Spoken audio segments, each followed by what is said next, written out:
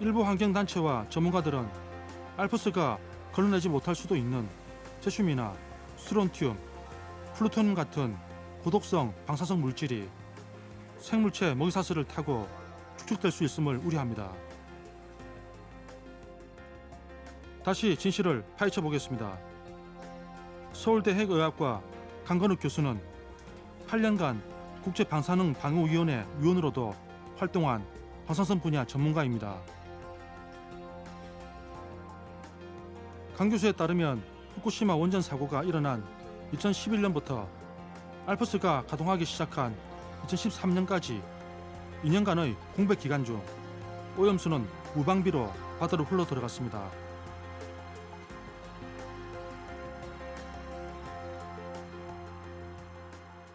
그 당시 2011년도가 엄청난 양이 방출된 거지 않을까요? 앞으로 이제 30년간 이제 서서히 방출하겠다는 거에 총 이제 100배 정도가 그때 거의 한꺼번에 나왔죠. 그러니까 뭐 그 양은 지금보다도 이루 말할 수 없는 양입니다. 그런데 한국원자력 안전기술원이 후쿠시마 원전 사고를 전후로 국내 해수와 해저 퇴적물, 해양 생물의 방사능 농도를 모니터해 봤더니 오염이 가장 컸던 후쿠시마 사고 직후부터 10년간 큰 변화는 없는 것으로 나타났습니다. 이렇게 보시게 되면 옛날에 비해서 일부 조금 감소하는 경향은 있습니다. 그렇지만 큰 변화는 없고 오히려 증가했다는 증거는 전혀 없지요.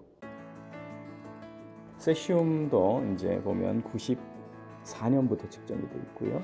보시게 되면 세슘은 전체적으로 보면 살짝 감소하는 경향이 있고요. 70년대 핵실험을 했던 그 세슘들이 점점 지금 줄어드는 경향이 보이고 2011년도에 특별히 더 튄 건 없고요.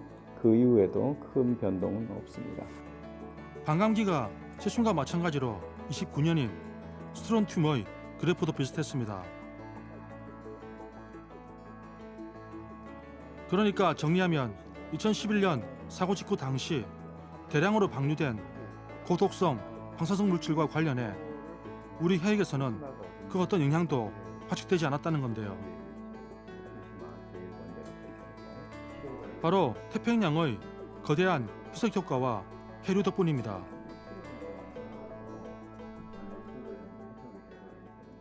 알프스가 걸러내지 못할 수 있는 스트론튬이랑 플루토늄 등의 핵종이 한국 해역으로 들어가서 재해를 일으킬 거라는 우려는 좀 과장됐다고 보는데 그렇죠. 이미 그때 뭐 하나도 알프스가 없던 시절에도 지금 영향을 안 줬기 때문에 지금 알프스가 뭐 작동을 하느냐 안 하느냐는 그 일본 후쿠시마 어민들이 걱정할 이슈입니다. 만약에 그게 제대로 작동을 안 하면 그 후쿠시마 앞바다에 예를 들어서 한 1km 이내 지역은 어느 정도 영향권이 생길 거고요. 거기서부터 뭐 10km만 벗어나도 측정 자체가 불가능하기 때문에 거의 영향이 없을 거라서 뭐 우리나라에서 그걸 가지고 걱정한다는 건 이제 어불성설입니다. 그런데 최근 후쿠시마 근해에서 방사능으로 오염된 물고기가 잡힌 것은 명백한 사실입니다. 이건 어떻게 설명할 수 있을까요?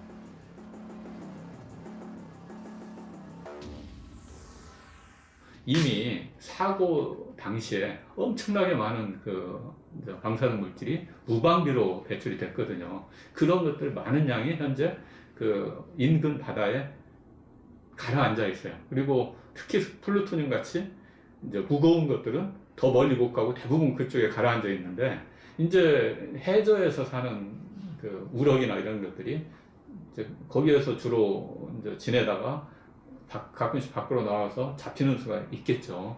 그런 경우 정말 가끔씩 이게 이제 나타나는 경우가 있는 거지. 지금 오염수 탱크에서 알프스로 처리하고 그래서 희석시켜서 배출하는 그 오염수 때문에 그게 농축이 돼서 이제 삼중수소 이외에 어떤 다른 의미 있는 영향이 나타난다는 것은 그건 그냥 과학적으로 근거가 없습니다.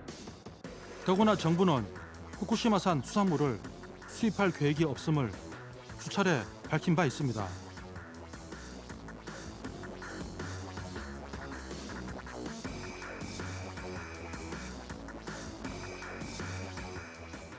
대한민국이 안전하다고 생각할 때까지는 일본에서의 이런 오염된 방사능에 오염된 생산이 안 들어오도록 철저히 막을 겁니다. 혹자는 논란이 된 주장들이 이웃한 우리로서는 당연히 제기할 수 있는 거 아니냐고 물어볼지 모르겠습니다.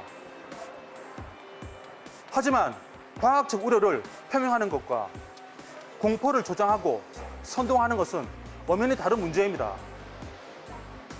오염수 방류를 반대하는 근거가 과학적인 사실이 아니고 감정과 추측일 경우에는 혼란만 가중시킬 뿐입니다.